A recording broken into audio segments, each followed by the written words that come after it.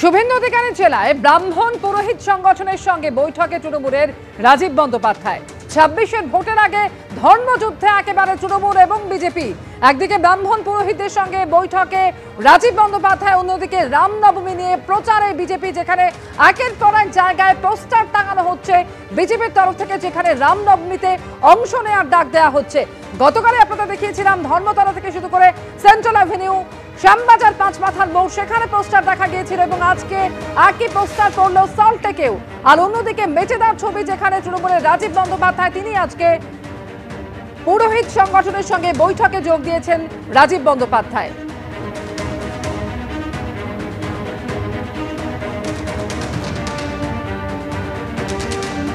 ছাব্বিশের ভোটের আগে ধর্মযুদ্ধে তৃণমূল এবং বিজেপি, দিকে দিকে প্রচার চলছে বিজেপির তরফ থেকে, অন্যদিকে পাল্টা তৎপরতা তৃণমূল শিবিরের। মেচেদায় ব্রাহ্মণ পুরোহিত সংগঠনের সঙ্গে বৈঠকে আজকে যোগ দিয়েছেন রাজীব বন্দ্যোপাধ্যায়। পুরোহিত ভাতা নিয়ে আশ্বাস, শুভেন্দুকে নিশানা করেছেন রাজীব।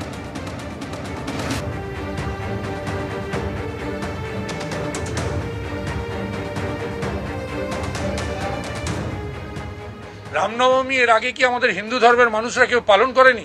সনাতন ধর্মের মানুষরা কি রামনবমী কেউ পালন করেনি? তাহলে হঠাৎ করে এই হুঙ্কার কেন?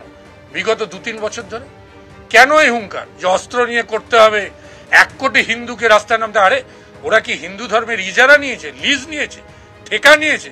শুভেন্দু অধিকারী সহ বিজেপির অন্যান্য নেতৃত্ব কি হিন্দু ধর্মের লিজ নিয়েছে? এরা শুধু ধর্মটাকে সামনে রেখে নিজেদের সিংহাসন লাভের আশায় রাজনৈতিক স্বার্থ চরিতার্থ করার জন্য এরা রামনবমীকে, এরা ভগবানকেও রাস্তায় নামাতে এরা দ্বিধা করে না।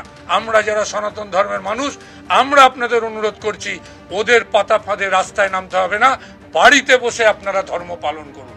প্রশাসন যদি অ্যালাউ করে, আমরাও আগামী দিনে রামনবমীর দিনে আমরাও জেলায় জেলায়, রাস্তায় রাস্তায় সনাতন ব্রাহ্মণ টাস তারাও মিছিল করবে। দরকার হলে কেন্দ্রীয়ভাবেও প্রশাসন যদি অনুমতি দেয় আমরা করতে পারি। ধর্মকে সামনে রেখে নিজেদের স্বার্থ চরিতার্থ করছে বিজেপি নেতৃত্ব, অভিযোগ করলেন রাজীব বন্দ্যোপাধ্যায়। গতকালে আপনাদের দেখিয়েছিলাম যে শুভেন্দু অধিকারী, তিনি হিন্দু এলাকায় তৃণমূলকে নিষিদ্ধ করার ডাক দিয়েছেন। কি বলেছেন তিনি, শোনাবো। একটা হিন্দু জায়গায় হবে না তৃণমূল নিষিদ্ধ, হিন্দু এলাকায় তৃণমূল নিষিদ্ধ হবে যতক্ষণ না ওদের মালিক হিন্দু ধর্মকে গন্ধা ধর্মের জন্য ক্ষমা না চাইছে, ততক্ষণ হিন্দু এলাকায় তৃণমূল নিষিদ্ধ। হিন্দু এলাকায় তৃণমূলকে নিষিদ্ধ করার ডাক শুভেন্দু অধিকারীর। আর শুভেন্দু অধিকারীর এই মন্তব্য প্রসঙ্গে রাজীব বন্দ্যোপাধ্যায় কি বললেন, এবারে শোনাবো। ও এত বড় নেতা হয়ে গেছে যে ও বলে দেবে তৃণমূল কংগ্রেসকে নিষিদ্ধ করতে, যেটা আমাদের শিক্ষা, সনাতন ধর্মের প্রকৃত শিক্ষা।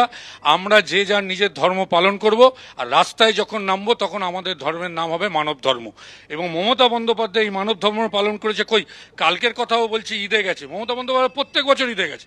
ও যতদিন তৃণমূল কংগ্রেসে ছিল ততদিন মমতা বন্দ্যোপাধ্যায় রেড রোডে গিয়ে, সেইখানে গিয়ে মুসলিম সম্প্রদায়ের মানুষের কাছে গিয়ে সাম্প্রদায়িক সম্প্রীতির বার্তা দিয়ে এসছে।